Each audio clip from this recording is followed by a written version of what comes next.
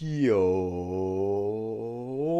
what's going on, YouTube, and welcome back to Goal Line Hockey. It's your boy Kevin Forte, and today we have to go over the Montreal Canadiens' new hire. They announced the hiring of their next general manager, the 25th general manager in Montreal Canadiens history. So we'll be going over that today. Now, I've been wearing this Montreal Canadiens jersey for 3 videos now, and you guys will see those videos this weekend. But Kent Hughes named the next Habs GM. There's been a lot of Habs stuff going on recently. So, the first thing we have to get to, who were the other candidates? There were a lot of good candidates for this job. The Montreal Canadiens kind of plucked everybody that was on the list, maybe except 2. There were 2 that they didn't really go after that people have been talking about. Pat Verbeek, who is the assistant general manager right now to Steve Yzerman right now in Detroit. And Patrick Allvin, who is currently the interim general manager with the Penguins, but he's been busy getting scouted with the Vancouver Canucks. He may be groomed to be the next guy in Vancouver, taking over Jim Benning. So, other than that, this kind of came out of left field. Now, there was a lot of talk from insiders talking about Kent Hughes and this and that. But this was not the sexy hire. You look at some of the other names that were on the list. Danny Briere, a former Flyer, former Montreal Canadien, right? He was a very good player in his own right, Danny Briere. We heard about the crazy names like, Roberto Luongo was on the list. I just don't think he has enough experience compared to some of these other guys. Matthew Darche was a big candidate, and truthfully, I thought that's who the Montreal Canadiens were going to go with. Matthew Darche. He's a francophone, right? He's got that French-Canadian blood in him. He's currently with the Tampa Bay Lightning, so surprised they didn't go that route. And there was some other weird names out there. Like I said, we were hearing about potentially Patrick Roy, who was the coach of the Quebec Ramparts, the QMJHL. That was potentially on the table. Never really gained much traction, though.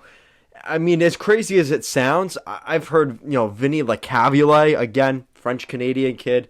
But Vinny Lecavalier, I don't think he's far enough up the ladder to become the next general manager. And again, you look at Kent Hughes, not the big name, the marquee name that everybody was expecting. But that may have been exactly what the Canadiens need. And this may be the beginning of the new era under Jeff Gorton. Now, Jeff Gorton said in the press conference, he knows his wife, he knows, Kent Hughes, but he would not call him his best friend because that's not what this is about. This is business. This is a business decision by Jeff Gorton. It's not bringing in, hey, what's up, buddy? Yeah, you're my friend. Yeah, let's go. Let's have a couple drinks and watch the game up at the Bell Center and call it a day, and let's have fun with this. No. Jeff Gorton is taking his job very seriously here in Montreal. And to be honest, he probably wants to, he was kind of embarrassed on his way out of New York with the Rangers. He left his job with Columbus. And I think he is just in the mindset, you know what, screw this. I want my job. I'm in Montreal, an Original Six franchise, and I want to win a Stanley Cup. I want to bring a cup back to Montreal. And he's pretty serious with this hiring. Now, what's interesting about Kent Hughes is his background. He has no real managerial experience. But the comparable that I heard was this is very similar to what Steve Yzerman did when he brought in Julien Brisebois as his assistant down in Tampa Bay. And Julien Brisebois has actually done a pretty good job, right? As the next general manager in Tampa, he's won 2 cups.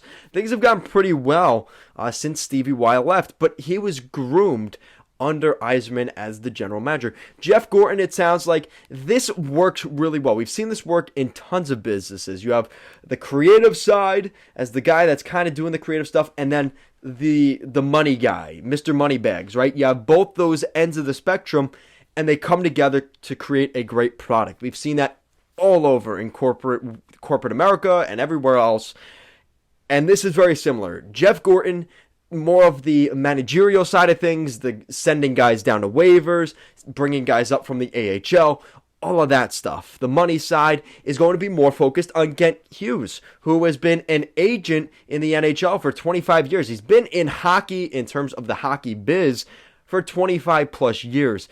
Been a behind-the-scenes agent, and now he's going to get more of the attention now as a general manager.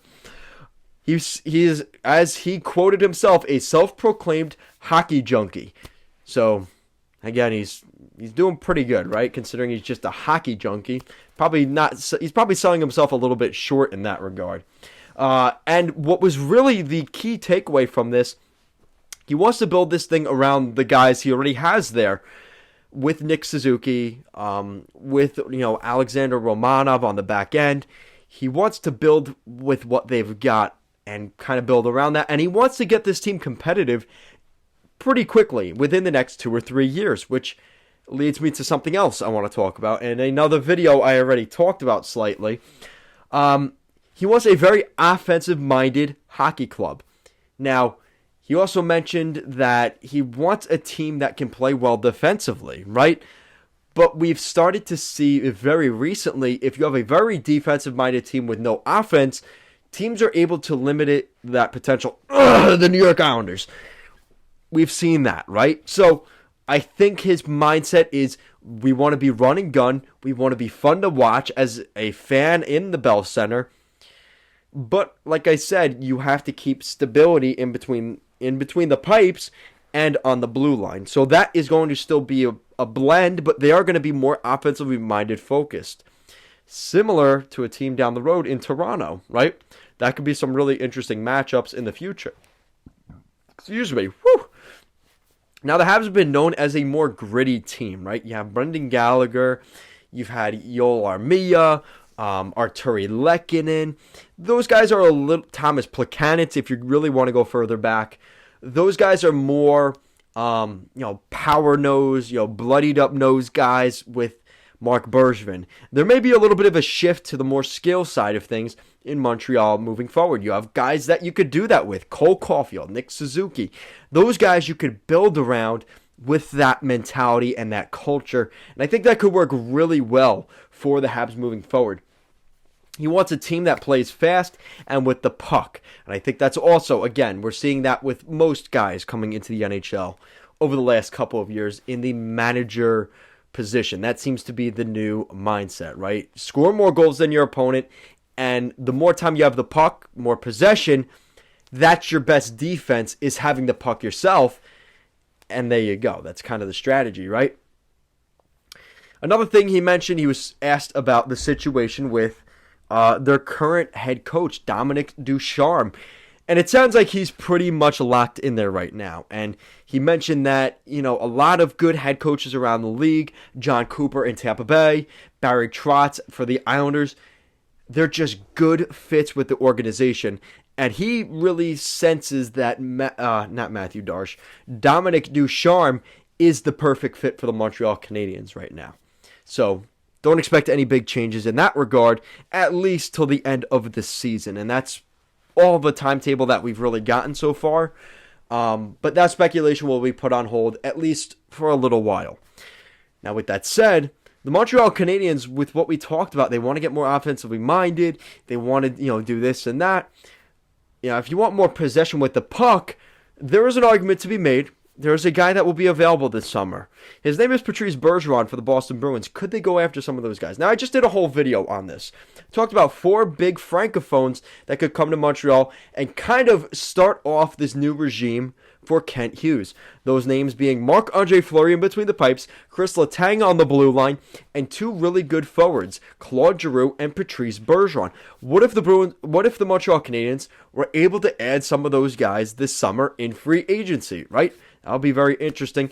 Also, they're dead last in the NHL standings, and they're hosting the 2022 NHL Draft. They could potentially be drafting the first overall pick number from the OHL's Kingston Frontenac's Shane Wright.